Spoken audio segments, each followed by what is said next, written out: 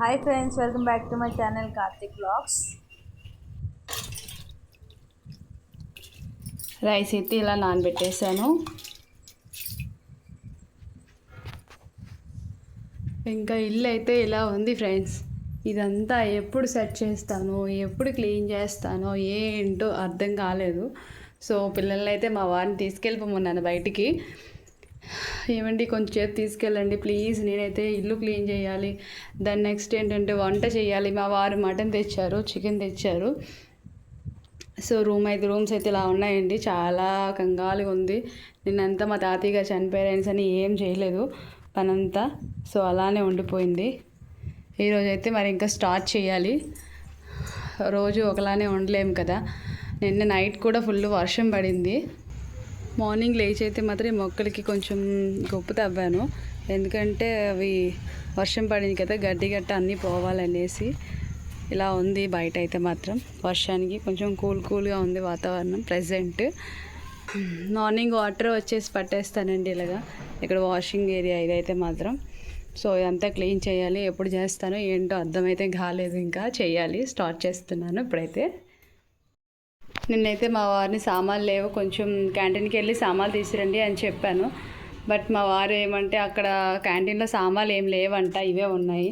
So పేస్ట్లు, 2 మ్యాగీలు, ఒక tea powder, పిల్లలకి chocolates, Lizol comfort అయితే తీసుకుని వచ్చారండి.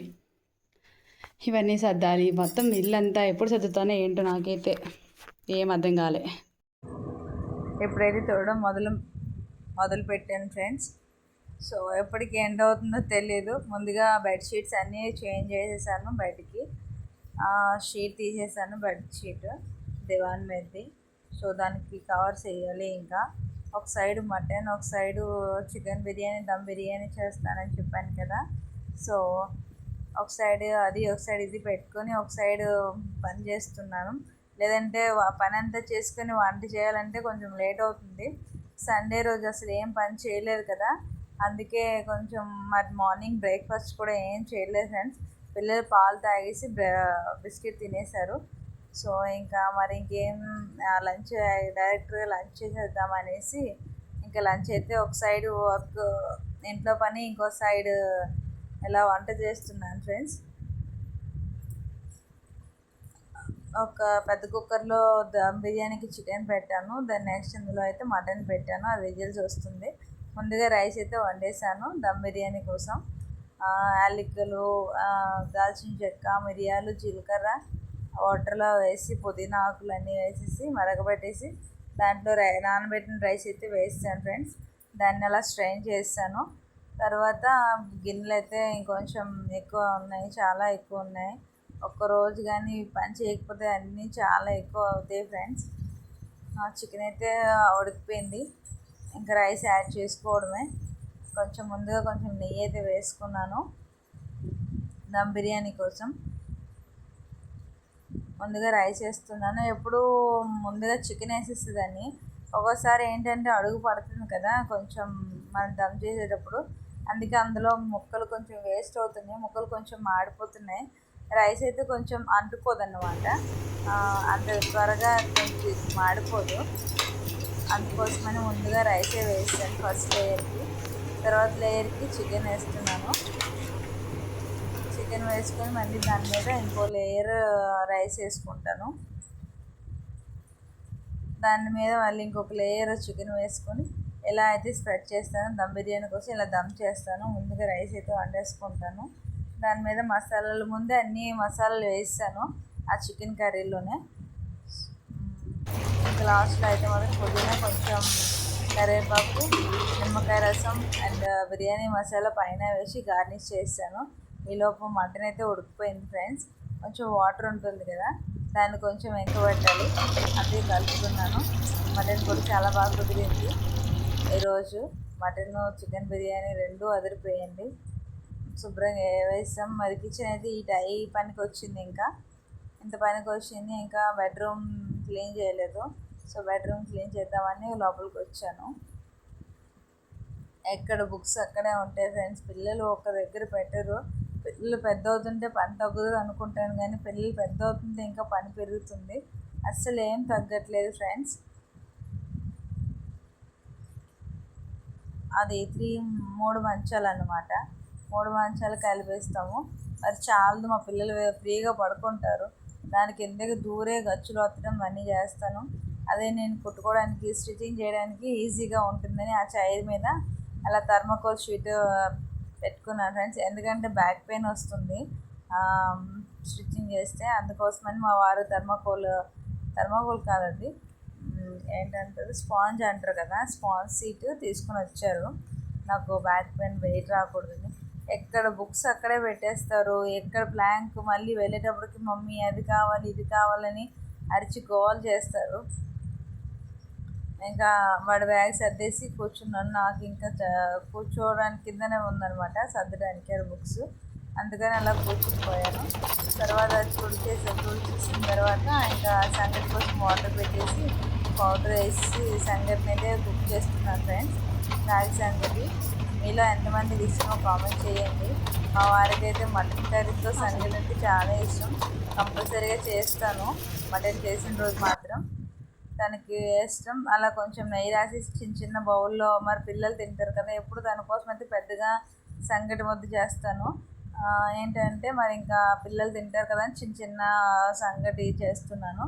మేము రైస్ వేసుకోము ఫ్రెండ్స్, మీ సైడ్ రైస్ వేసుకుంటారు కదా రాగి సంగటిలో, బట్ మేమైతే రాగి సంగటిలో రైస్ వేయము.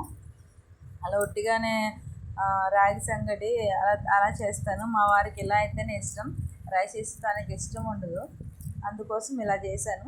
4 ముద్దలే చేశాను. ఇంకా వాళ్ళు ఎక్కువ తినరు మా పిల్లలు, మా వారైతే తింటారు. తన కోసం పెద్ద ముద్ద సంగటి, ఇంకా మా ముగ్గురు కోసం చిన్న చిన్న సంగట్లు అనమాట. మా వారు అన్నీ నాటు పద్ధతులు, నాటు వంటలు అంటే చాలా బాగా తింటారండి. వాళ్ళ అమ్మమ్మ గారు వాళ్ళ అమ్మగారు అందరూ నాటు వంటలు బాగా తనకి పెట్టడం, అందువల్ల తనకి కూడా నాటు వంటలే ఎక్కువ ఇష్టం. ఏదైనా ఫ్రై ఐటమ్స్ అంటే కొంచెం ఇష్టపడరు ఎక్కువ శాతం. నాకు కూడా మరి ఇంకా తనకి ఇష్టం లేనిది ఏది వండబుద్ధి లేదు. ఎప్పుడో చేస్తాను నాటు వంటలు అన్నీ, వాళ్ళ అమ్మమ్మ స్టైల్లోనే వండుతాను వంటలన్నీ. తనకు అలానే ఇష్టం. సో తనకు అలా ఇష్టం ఉండి తన కళ్ళలో ఒక బ్రైట్నెస్ ఉంటుంది చూసారు, అదైతే నాకు చాలా నచ్చుతుందండి. నేను వండి పెట్టేసిన తర్వాత తినేటప్పుడు అతను ఒక ఎక్స్ప్రెషన్స్ ఇస్తాడనమాట, అవంటే నాకు చాలా ఇష్టం. అందుకోసమని తన కోసం అనేసి ఇంకా అలా వంట అయితే ప్రిపేర్ చేస్తాను తనకి నచ్చేటట్టుగా. మొత్తానికి మా వారైతే అలాగే లొట్టలు వేసుకొని బాగా తినేస్తారు. ఇంకా బట్టలు వాషింగ్ ఏరియా కోసం అనేసి ఇంకా వాషింగ్ ఏరియాలోకి వచ్చాను. అండ్ దెన్ లోపలంతా అయిపోయింది కదా వర్క్ అంతా, ఇంకా బెడ్షీట్లు అన్నీ తీసేసాను. ఇంకా వాషింగ్ మిషన్లో వేసేసి దీన్ని ఇంట్లో ఉతుక్కోవడమే. ఇది ఆటోమేటిక్ కాదు, సెమీ. ఇది ఇంటి దగ్గర అయితే ఆటోమేటిక్ వాషింగ్ మిషన్ ఉంది, బట్ ఇక్కడ లేదు. ఇలా సెకండ్ హ్యాండ్లే ఏ వస్తువుని తీసుకుంటాం ఫ్రెండ్స్. ఆర్మీలో ఎక్కడైనా వెళ్ళి మళ్ళీ అది అమ్మేసి మళ్ళీ సెకండ్ హ్యాండ్ మళ్ళీ పోస్టింగ్ వచ్చేవాళ్ళు వెళ్ళే వాళ్ళు ఉంటారు కదా, వాళ్ళు ఇచ్చేస్తారు. అలాగా మన అమౌంట్ తీసుకొని కొనుక్కోవడమే. ఇంకా ముగ్గులు వేసేసి కడిగేసాను, అటు గచ్చులు వచ్చేసాను అనమాట. గచ్చు కడిగేసాను, బట్టలు కూడా జాడించేసాను. ఇంకా బట్టలు ఆరేయాలి, డ్రయర్లో వేసేసాను. ముందేసి ట్రిప్ అని, అందుకే వాటిని తీసేస్తున్నాను. డ్రయర్లో వేస్తే చాలా వేగా వాష్ అయిపోతాయి, డ్రై అయిపోతాయి. ఎండకు కూడా అరవై ఎండ కూడా కొంచెం గట్టిగానే ఉంది, మాకు చాలా ఒక్క పెట్టేసింది. ఆ మధ్యలో ఇంకేంటంటే కరెంటు కూడా వాడు తీస్తూనే ఉన్నాడు కంటిన్యూస్గా. ఇంకా నాకు చిరాకు వచ్చేసింది, ఏంటండి అది మాటికి కరెంటు పోతుంది ఇక్కడ అనేసి. నేను మరేం చేస్తాం అనేసి మా వారు, సర్లే ఏం చేస్తాం మరి, ఇంకా చేయాల్సింది ఏం లేదు కదా. ఇంకా వాడి కరాటే బట్టలు ఇంకా వాషింగ్ బట్టలు అన్నీ ఉతికేసాను. నెక్స్ట్ ట్రిప్కి ఇంకా డ్రయర్లో ఇంకొంచెం ఉన్నాయి. ఇలా అయితే ఇల్లు పెట్టుకున్నానండి. ఆ పని అంతా చేసి ఇలా సర్దుకొని ఆ వంట పెట్టేశాను. ఇంకా 12 అయిపోయింది ఆ వంట అంతా అయ్యేసరికి. మరి ఈరోజు పూజ ఏం లేదండి. ఇంక చెప్పాను కదా మా తాతయ్య గారు చనిపోయారు అనేసి, మా అమ్మ వాళ్ళ నాన్నగారు. సో అందుకని నేనైతే దీపం పెట్టలేదు. అందుకోసం ఇల్లంతా క్లీన్ చేసేసాను కదా. ఆ బెడ్ ఎలా పట్టేసాను, 3 బెడ్స్ అది. ఇంకా నా స్టిచ్చింగ్ ఏరియా అదైతే మాత్రం పిల్లలు చదువుకుంటారు. ఇది కిచెన్ అండి. కిచెన్లో సామాన్లు అన్నీ తోమేసాను, తీసి అందులో పెట్టేశాను అనమాట వంట వండుకున్నవన్నీను. ఇంకా ఒకరోజు ఈ డబ్బాలన్నీ తోమాలండి. ఎప్పటికప్పుడు తోముతున్న కిచెన్లో ఏంటంటే ఒక జిడ్డు పట్టేస్తుంది. సో మరి ఇంకేం చేస్తాం, తోముకోవడమే నెలలే, మంత్లీ ఇంకా వాటిని వాష్ చేయడమే. ఒక 20 డేస్కి మొత్తానికి వంట అయితే అంతా చేసి పని చేసి కొంచెం రిలాక్స్ అయ్యాను. కొంచెం స్నానం చేసి రెడీ అయ్యాను, డ్రెస్ కూడా వేసేసుకున్నాను. అదిగోండి మటన్ కర్రీ. మా వారు ఆ రాగి సంగటి నలుగురికి పనిచేశారు. నేను పెడితే మాత్రం మా పిల్లలిద్దరూ తినరు రాగి సంగటి, మా వారు పెడితే కంపల్సరీగా తినాల్సిందే. ఇంకా నో మోర్ అబ్జెక్షన్ చెప్పడానికి లేదు. ఇంకా చూసారా మా వారు ఎక్స్ప్రెషన్స్, బట్ చాలా బాగా నచ్చుతుంది నా వంట అంటే. మరి ఇష్టం ఉండి అంటారో ఇష్టం లేక అంటారో నాకు తెలియదు, కానీ నాకు మాత్రం బాగానే కాంప్లిమెంట్స్ ఇస్తారు. సాయిలా కొంచెం తినేసాము. తినేసిన తర్వాత 5:30 కల్లా కొంచెం ఈవినింగ్ వాకింగ్కి వచ్చాము. అలా బేకరీ ఉందన్నమాట మా ఆర్మీ క్యాంప్లోనే. సో డెకరేషన్ చేశారు కదా, కొంచెం బాగుంది, ఏంటి సంగతి చూద్దాం అనేసి వెళ్ళాను. చాలా బాగా డెకరేట్ చేశారు, ఎవరో బర్త్డేలా ఉంది. కొంచెం డెకరేట్ చేయించుకున్నారు ఆ బేకరీలోనే. అక్కడ కేకులు అన్నీ దొరుకుతాయండి, కేకులు పేటీస్లు మొత్తం అన్నీ దొరుకుతాయి. లోపల కావాలంటే లోపల కూడా వెళ్ళి డెకరేషన్ చేసి ఇస్తారు. మా వారు నాకు ఇవి చూపిస్తున్నారు, ఇక్కడే బేకింగ్ చేస్తారు కేకులు గట్టా మఫిన్స్ అన్నీను అని చెప్తున్నారు. సో లైటింగ్ కూడా కొంచెం బాగుంది, డెకరేషన్ బాగుంది కదా. నేను కొంచెం ఫొటోస్ వీడియోస్ చేసేసుకున్నాను అలాగా.